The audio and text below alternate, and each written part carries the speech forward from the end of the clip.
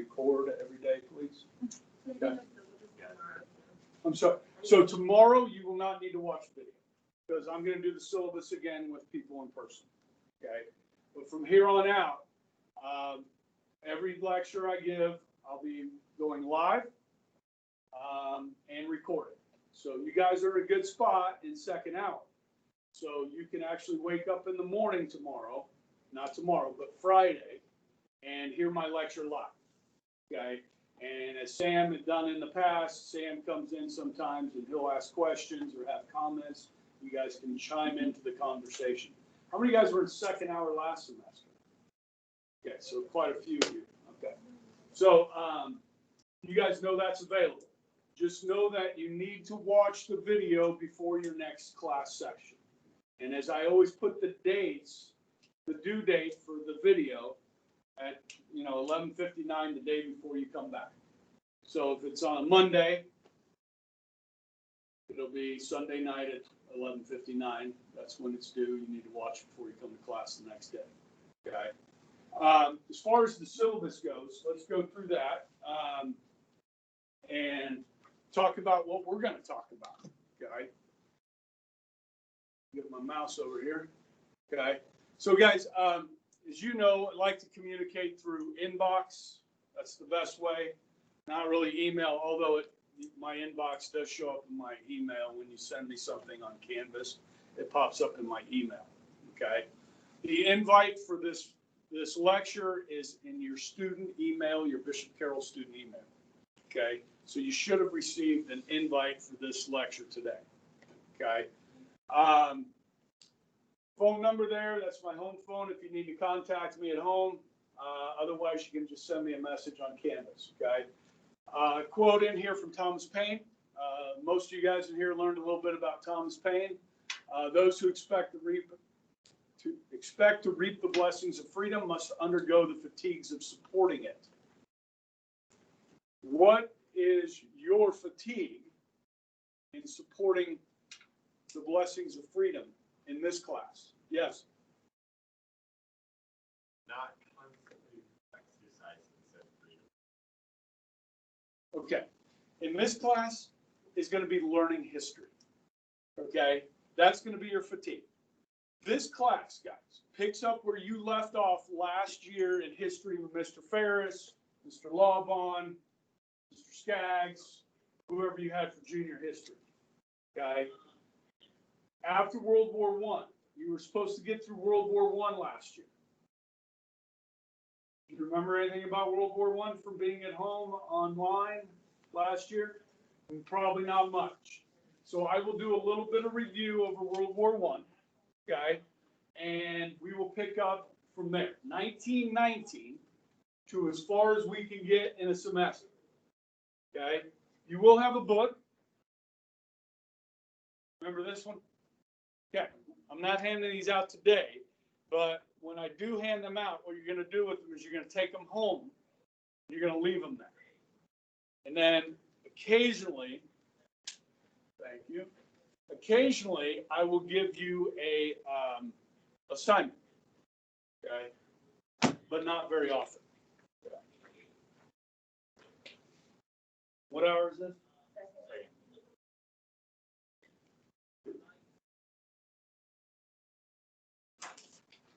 Okay.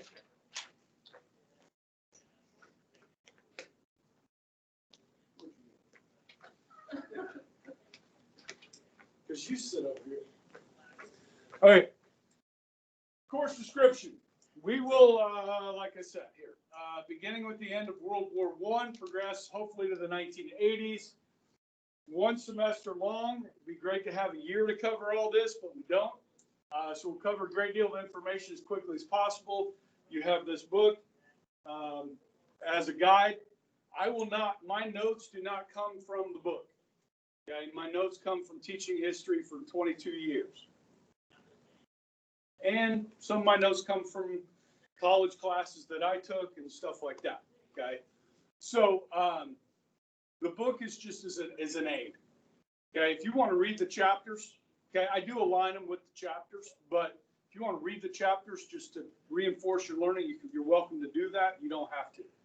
all the notes for this class are going to be on Canvas. All of my PowerPoints will be on Canvas. So you will have all the notes for this class. You have options. You can take notes, okay? So there'll be a day I'll put a slide up, okay? There will be days where I will not move off that slide the whole day. So you'll have plenty of time to write down what's on the board. The most slides I'll do in a day is maybe like 4 or 5, because I always have stories to tell about the slides, okay? I have to be careful because sometimes I get bogged down because I like to tell stories, okay? So you can take notes if you like. You can print the notes off, bring them to class, and write over the top of them, okay, like add things to it. Or you can just sit there and listen and then review the notes before you take the test. So you have options. Now, I know a lot of you guys are kind of, you know, anal students and so forth, and you like to write everything down, which is fine. Okay, you'll have time to do that. I don't go super fast through the notes. Okay, but everything you need to know for the test comes from the notes. Okay, occasionally, if I give a homework assignment, I may take a question or two from the homework assignment and throw it on the test. Okay, but generally, everything you need to know for the test is in the notes. Okay, and so unlike government, it won't be straight lecture. Okay, you'll have PowerPoints. Cool. Again, you'll be able to get college credit for this. Friends will be sending out the information for those. And Chloe, you can take it for both of my classes. You can get 6 hours of credit this semester if you choose. Okay. Course objectives. I'm not going to read through all these. There's a ton of them. But we'll analyze factors contributing to changes to work production, the rise of consumer culture, 1920s.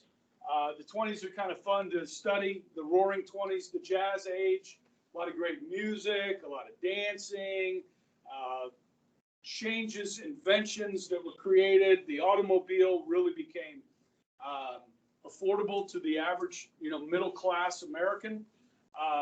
So it really changed how we lived and where we lived. So that's kind of a fun time to look at. We'll go through the 20s, and as you guys know, the end of the 20s, October of 1929, what happens?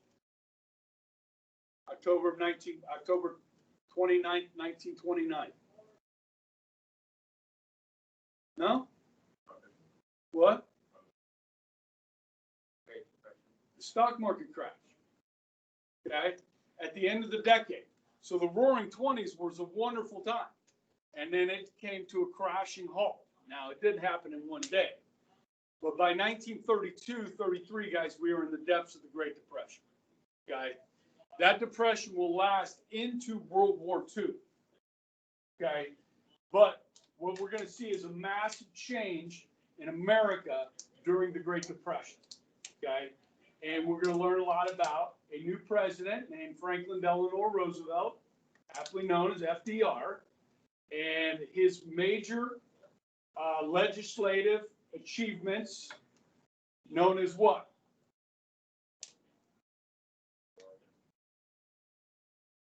That's Lyndon Baines Johnson, 60s. This will be called the New Deal. You heard of that? Okay, the New Deal. All right. So we'll go through the New Deal in great detail. Okay. And then we'll hit World War II. Okay. Now, guys, I enjoy teaching World War II. And we've got the lead up to World War II takes us to Pearl Harbor. Okay. America's entry in the war in 1941, the end of 41. Okay. Through 1945. So we'll do 2 separate chapters. One, the rise of dictators, Hitler and all that, Pearl Harbor, and then victory from there. Okay. Then we hit, after World War II, we hit the Cold War. Okay, and that's where, coming out of World War II, we have 2 superpowers, the United States and the USSR, the Soviet Union. Okay. Now, that creates a situation where we are trying to stop the spread of communism. This is what your parents and I grew up during, the Cold War. Okay? And then in 1991, the Cold War ended. Okay? And then we move into the age of terrorism. Okay? So, that's the stuff we're going to be covering in a lot more detail than that. Okay? So that's what these course objectives kind of go over. And there's a bunch of them. Okay? Why do I have all this detail? Because French University wanted to know what I was teaching so that they could, for college credit. Okay. Okay, assignments. Those of you who've had me before, obviously, I don't give a lot of homework. Okay. Again, like in government class, most of your assignments will be optional. Okay. So if you do really well on the test and you don't want to do the extra homework and stuff like that, you don't have to. Okay. It doesn't count against you, but it can help you. Okay. And generally, just like in government, I try and give you multiple days to do things. I'm not going to give you an assignment today and make it due tomorrow night. I usually give you a week to do it. Okay. All right. Tests. Combination, multiple choice, matching true, false, long and short answers. Tests will be cumulative in nature and could cover multiple chapters. So the first test will actually cover quite a bit of material. Okay. No essay. So unlike in government where you had to write that big essay, there won't be any essays. But I will have long answers. So what you'll tend to try and get used to is look at the point value of the question. Okay, so if it's a 2-point question, you're looking at a sentence or two. Okay, it's a 3-point question, a couple sentences, maybe 3. Okay, 4 points, you're looking at a good paragraph. 5 points, make sure you give me all the details I'm looking for. Okay, so you'll get multiple long answer questions on a test. Okay, along with some matching and multiple choice stuff like that. Okay, semester final or semester projects, there are 2. Okay, so just like in government class, guys, you have to read a book. Okay, that is project 2. I'll talk about it first. Now, you're going to have to read a book for this class. Now, here's the cool thing about this book. You get to choose it. Now, this has to be, okay, historical, fiction, or nonfiction. You can read historical fiction. Okay, I love historical fiction. I read it a lot. Okay, I also read nonfiction. Okay, I'm reading a book right now on American prisoners of war that were captured in the Philippines by the Japanese during World War II. Okay, if you don't know anything about that, the treatment of American, British, and Filipino prisoners by the Japanese was abhorrent. It was horrible. Okay, some of you may have read the book or seen the movie Unbroken, Louis Zamperini. Okay, we watched the second one, like his life after the war, over the break. I don't know if you've seen that one. It's pretty. I watched the first one again over the break. Yeah, it's incredible, and the book is great, which is a book you could read for this class. It's called Unbroken by Laura Hildebrand. She also wrote a book called Seabiscuit. Okay, and Seabiscuit, there's a movie for that. Okay, was a Triple Crown horse winner, but that was during the 1920s. So if you read Laura Hildebrand, you learn a lot about more than the racehorse. You learn about the 1920s. Okay, in vivid detail. She's a wonderful author. So you get to pick. So you what are you interested in? Are you interested in World War II? Are you interested in music?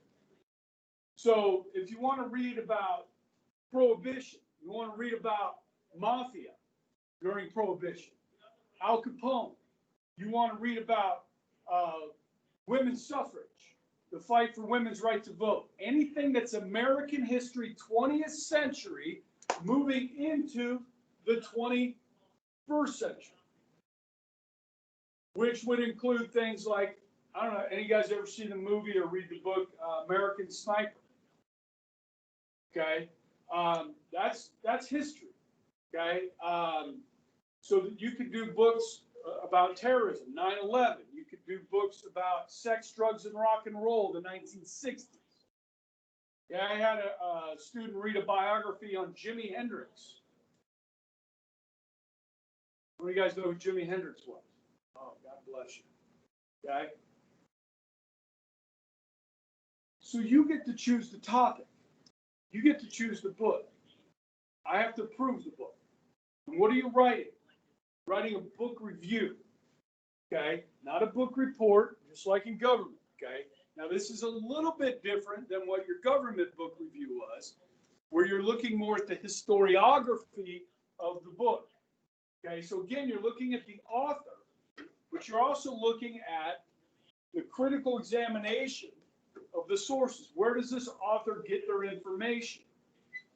Selection of particulars from authentic materials, synthesis of particulars into a narrative that will stand the test of critical methods, the principles, theory, and history of historical writing, historiography. So you're judging the work of this book based on how well it tells about history. Okay? If you're reading a biography, obviously that history is going to be about an individual. Okay? It has to be an American individual or somebody that had an impact on American history. So this takes out anything about the Holocaust. Okay, because I know I always get students that want to read something about the Holocaust. I want you to read something about American history. Okay, you like fashion? You want to read about history of American fashion? Read about the history of American fashion. You want to go into medicine? Read about medical history. You know, figuring out, decoding DNA, the history of that. Okay, so really you get a wide swath to read about. Okay, so start thinking about what you may want to read. Okay, and you'll write a 3 to 5 page book review, and that'll be turned in on turnitin.com. Okay, and we'll figure out some due dates. Now, Chloe, because you're going to have a book for government as well, I'm going to space these out for you. Okay, I'm not going to put them like back-to-back weeks due or anything like that. Thanks. Okay? And I will always try not to give you a test in both classes on the same day. I have, I think 5 or 6 students that have twice this semester. So, okay, project 1, you have 2 options. Why do I give you options? Because we'll need options. Okay, so what most people do, and last semester I had everybody take option 1 and 1 student take option 2. Okay, and this is an interview of somebody that was witnessed a historical event. Okay.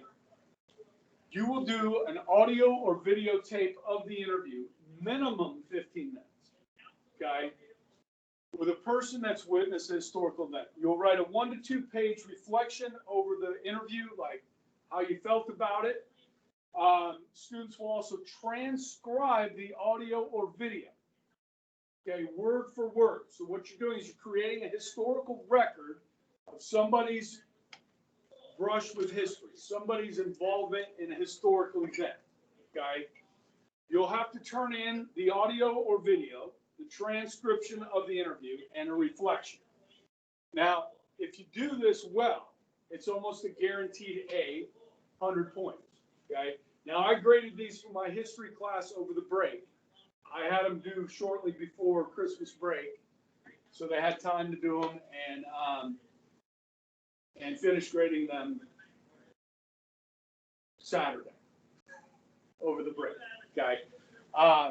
Now, what do I mean by historical event? Okay. So, Steve, someone in your family immigrated to the United States from Vietnam. Okay. Are you are you second generation, first generation, third generation? First. Okay. So were you born in Vietnam? Well, your parents were. Okay. So you're second.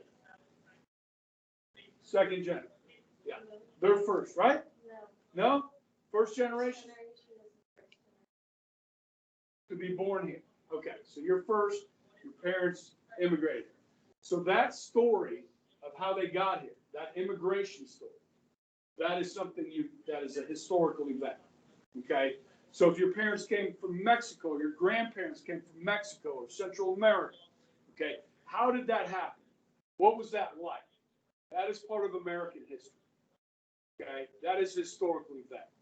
Somebody that was in New York City on 9/11. Somebody that was in Oklahoma City on April 19th, 1995, the Oklahoma City bombing. Okay? Somebody that went to a presidential inauguration. Somebody that is a veteran. It doesn't have to be a veteran during wartime. It could be a veteran during peacetime, especially with the Cold War and the war on terrorism. Okay? Active duty personnel, people that serve. The spouse of somebody that served in a war. So like if you had a spouse, somebody like your grandmother was at home while your grandfather was off fighting in Vietnam.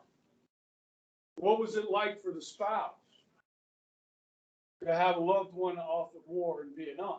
You see what I mean? That's part of our social history. That's part of American history. Okay? Veterans are easy ones to do and good ones to do. I would really encourage you if you have somebody in your family. Yeah, go ahead. Not necessarily. No. Now I've had like grandparents, like you guys know the Lipinskis.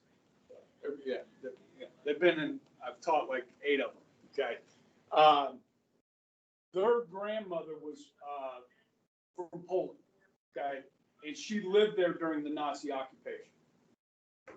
So I've had over the years with the Lipinskis some interviews, more than one with grandma. Okay, which are fascinating. Yes. Okay. If you have somebody in your family, I really encourage you to do it with the family. Okay. Listen. How many of you guys have grandparents? Okay. I lost my last grandparent when I was 7 years old. Okay, I have big gaps. So when I was born, my dad was 39 the next day. Okay. When my dad was born, his dad was 44. So my last grandpa died when I was 2. My last grandmother when I was 7. Okay. These folks are not going to be around. How many of you guys have great grandparents? Okay. Talk to them. Learn about them. They have something interesting to share. Now, you're not probably going to get anybody that's going to be able to remember the Dust Bowl. The height of the Dust Bowl was 1935. So a great-grandparent was born in the 20s,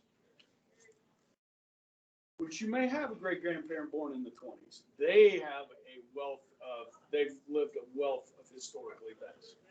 The Great Depression, the Dust Bowl, World War II, okay, all of this stuff that we're covering. And that's the cool thing about this class, is the stuff we're talking about, your great-grandparents, your grandparents have lived, okay, and then your parents.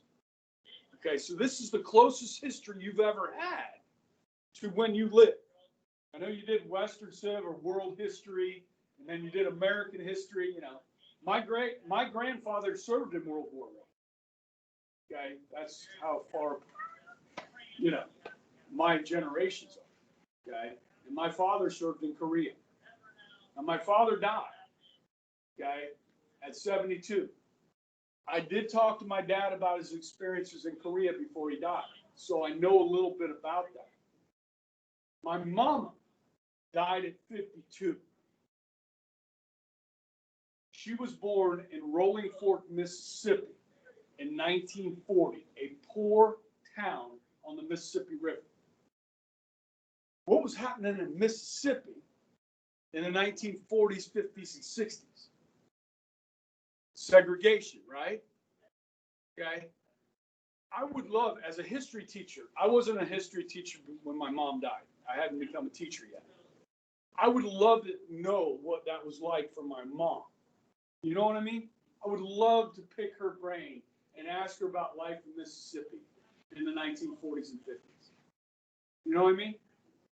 But I can't. You can. Okay, your grandparents aren't going to be around forever. Talk to them. Your great-grandparents, especially. Okay?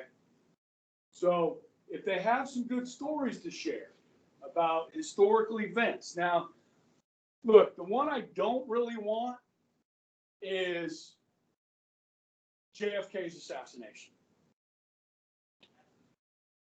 That generation, everybody remembers where they were when JFK was assassinated. Okay?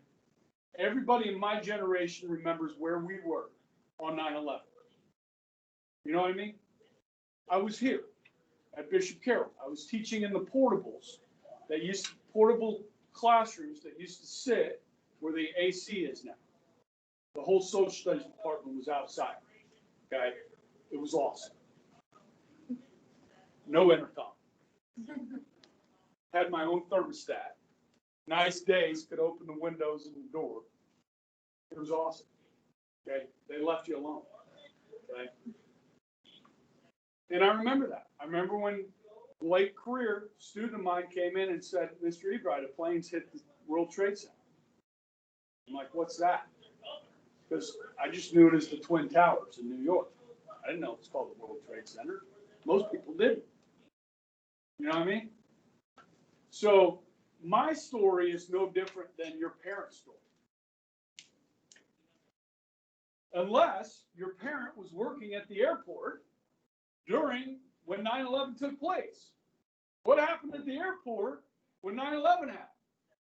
They grounded every aircraft in America, was told to land at the nearest airport to where they were. So if you were flying across the country from New York to LA and you were flying over Nebraska, you landed in Nebraska and you were stuck there. Rental cars went quick. Okay? But so unless there's some type of, close connection. So, I remember the day Kennedy was assassinated. I wasn't alive yet. But you know what I mean? That's not really a close connection. Now, if you were in Dallas when Kennedy was assassinated, in Dallas, that would be a story. Following me? Okay? Now, if you don't want to do an interview, can't find anybody there, you have another option. Okay? As I said, I had one student take me up on this. You're going to research a 20th century battle that Americans fought in, okay, in one of our major wars. I have a list of battles that you can choose from. You'll write a 4 to 5 page research paper over the battle. Now, if you pick Pearl Harbor, you will have to turn that in when we get to Pearl Harbor. And then you will teach Pearl Harbor to the class. You'll present your findings to the class. So if we pick the Battle of the Bulge during World War II, when I get to December of 1944, that's when your paper's due, that's when you teach. Okay? And you get, you get the class hour if you want it, but, 10, 15 minutes presentation. Okay? If you want to do something in Vietnam, you want to do the My Lai massacre, you want to do 9/11, that'll be right at the end of the semester. Okay? Well, it wouldn't really be 9/11, but you could pick a battle in Afghanistan, like Korangal Valley. Okay? You could pick a battle in the Iraq War, Fallujah, 1 or 2, Mosul, stuff like that. Okay?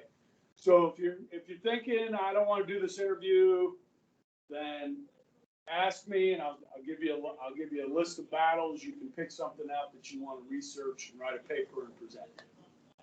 Okay. All right. Now with COVID, the interview process is a little more complicated because a lot of times you can't do it in person. Okay.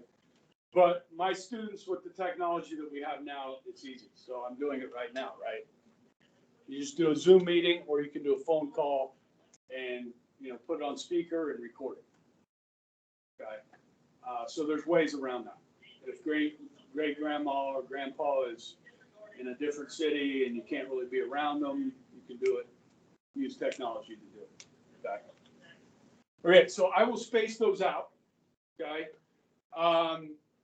You have a preference. I don't really have a preference. Which one we do first? You want to do the book first, or do you want to get through history a little bit and learn about some stuff in 20th century American history so you have some ideas of what you might want to read about? Or do you want to do the book first and then do the interview second?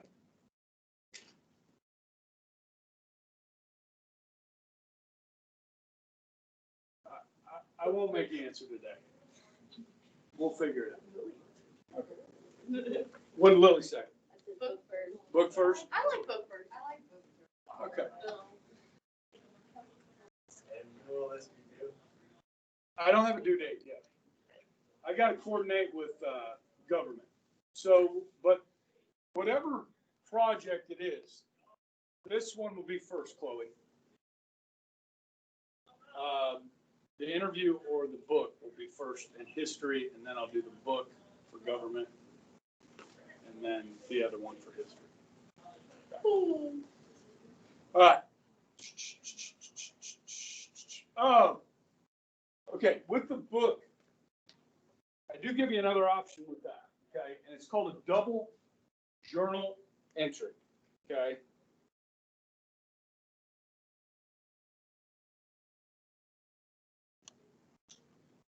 So instead of writing a book review, actually use a red marker. Another option is to do this. I don't know if any of your teachers do. This is a piece of paper, okay? 1/3 and 2/3. Okay, over here you have summary. You guys know when we write a book review, I don't want a lot of summary of the book. I want your opinion of the author and what they're talking about, okay? And the historiography. Okay. Over here is analysis. Okay, so you give me a little bit of summary. Now, you're going to go page 1 through 25. Okay, you're going to read page 1 through 25. You're going to summarize what happened there. Okay, and then you're going to analyze what you read. Okay, then you're going to read page 26 through 50. Give me a little summary, and then analysis. Page 51 through 75, same thing. This can be handwritten or typed. So you can get a little journal, sit down with your book, read 25 pages, write a little summary, just a couple, 3 sentences or something like that, and then talk about what you read. Okay? Talk about the author, talk about character development, talk about, the style of the author. Is this book grabbing you and bringing you in? Where's it taking you? Is the author foreshadowing? Okay, what kind of style are they using? Okay, now, the thing is, if you do this, you're probably going to remember this book more than most books you've ever read. Because most of the time when you read a book, you're just going to read the book. Here you're stopping and actually analyzing what you read. Some students like doing this. Okay, there's no page limit or anything like that with this. Okay, it's just doing a good job with it. Okay, so when I assign this, I'll go back over what this double entry journal means. Okay, as an option. Okay, so you can write the book review 3 to 5 pages, or you do that. Okay, if I was a student, my preference would be to write a book review because I've written a lot of book reviews. But yeah, that is kind of an interesting thing. Okay, it's an interesting way of doing it.